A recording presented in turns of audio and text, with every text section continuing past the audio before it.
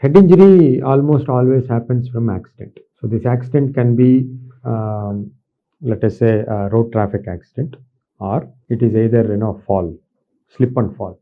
At home, many times elderly people they just slip and fall, maybe mostly in the bathroom, and also while climbing steps or climbing down the staircases.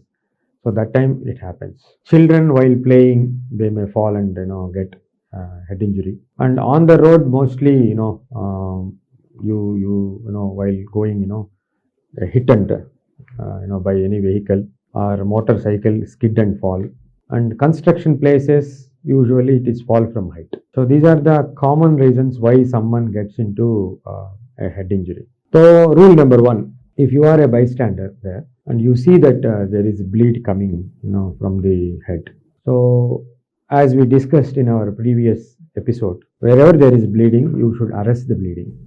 Otherwise, what will happen? It will cause loss of blood, and the problem will get aggravated. Even by the time you take the patient to hospital, it will be difficult to manage. Mostly, head injuries here will not cause a big amount of loss of blood because you don't have major vessels here outside. There can be some bleeding, and you put some pressure, it will be okay. I mean, you take a clean cloth, put some pressure on that, it will be okay.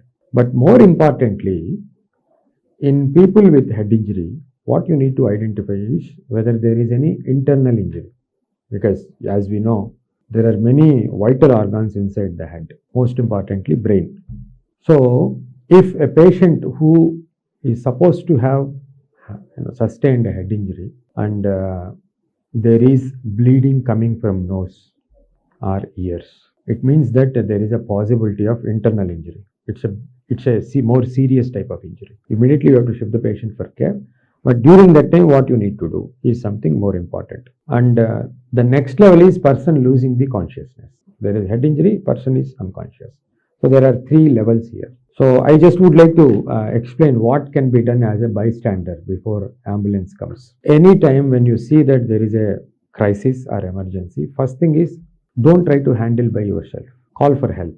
Then you attend the victim. First ask the patient or victim whether the victim is all right. Usually if there is no internal injury, so victim will be able to say his name and able to recall the place and able to say whether it is daytime or nighttime or morning, afternoon, evening, if not exact time. So this is called orientation. If these are there, it means that internal brain trauma probably is not there. Whereas if that is gone, which means patient is disoriented, is not aware of the surroundings, or patient is unconscious, it means that you are dealing with a more serious issue. Similarly, bleeding coming from nose or ears, and the other thing is patient going into fits, somebody going into seizures.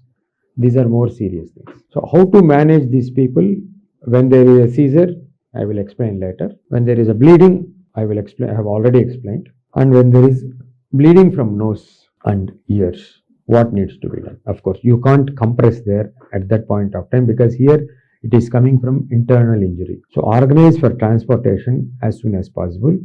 If the patient is conscious, the one thing that you can do is, because they may actually aspirate the blood into the lungs. That is one problem that can happen because something bleeding here, patient is semi-conscious, and if the blood goes into the lungs, it will create a very bad pneumonia in the due course of time, and it will put the patient into very deep trouble from recovery. So what we do is make sure that patient is turned to the left side, one side, and then this part is kept like this so that there is breathing happening.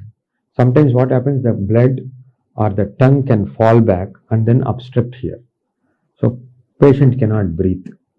So that is one thing that you can do. Someone you see unconscious and then you put the patient towards one side.